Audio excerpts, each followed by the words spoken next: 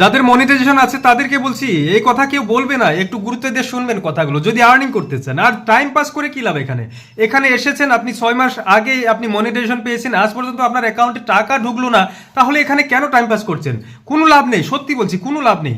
যদি আপনি বুদ্ধি খাটিয়ে কাজ করতে না পারেন এখানে কোনো লাভ হবে না, কেউ দেবে না আর্নিং। সবাই শুধু বলবে ফলোয়ার্স বাড়াও, আমার পোস্টে লাইক করো, কমেন্ট করো, এঙ্গেজমেন্ট বাড়াও, অমুক বাড়াও, তমুক বাড়াও, সেগুলো করে কোনো লাভ হবে না। নিজের বুদ্ধি খাটাতে হবে। তারা তাদের বুদ্ধি খাটিয়ে তাদের আর্নিং বাড়াচ্ছে, আপনাকে আপনার বুদ্ধি খাটাতে হবে। আপনাকে বলিনি কাউকে ঠকিয়ে অনেক বেশি লাইক আনো, কমেন্ট আনো, সেগুলো বলিনি। আপনার নিজের বুদ্ধি খাটিয়ে আপনি নিজে এখান থেকে আর্নিং করতে পারবেন। যারা আপনাকে ঠকাচ্ছে তাদের পোস্টে গিয়ে প্রচুর লাইক কমেন্ট করছেন, রিপ্লাই কমেন্ট করে তাদের এঙ্গেজমেন্ট বাড়িয়ে দিচ্ছেন, তাদের ভিউজ বাড়িয়ে দিচ্ছেন, তাদের রিচ বাড়িয়ে দিচ্ছেন, কিন্তু আপনার কি হচ্ছে সেটা ভেবে দেখেছেন?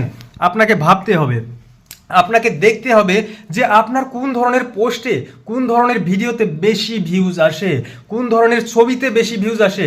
তাদের সেই ধরনের ভিডিওতে বেশি ভিউজ আসে যেখানে তারা আপনাদেরকে ঠকাচ্ছে, সেই ধরনের ভিডিওতে তাদের বেশি ভিউজ, সেজন্যই তারা সেই ভিডিও বারবার বানায়। আপনার কোন ভিডিওতে বেশি ভিউজ? আপনার কি ভিডিওতে বেশি ভিউজ না ছবিতে বেশি ভিউজ, সেটা আপনাকে খেয়াল করতে হবে।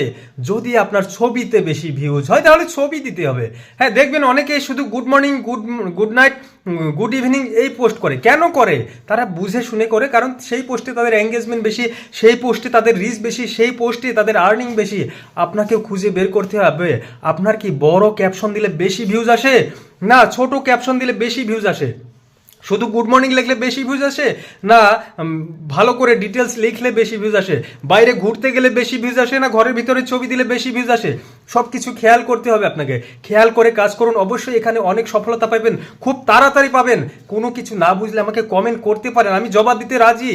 আমারও 1 লাখ ফলোয়ার্সের প্রোফাইল ছেড়ে এসে এই নতুন প্রোফাইলে বা নতুন পেজে কাজ করছি আপনাদের জন্য।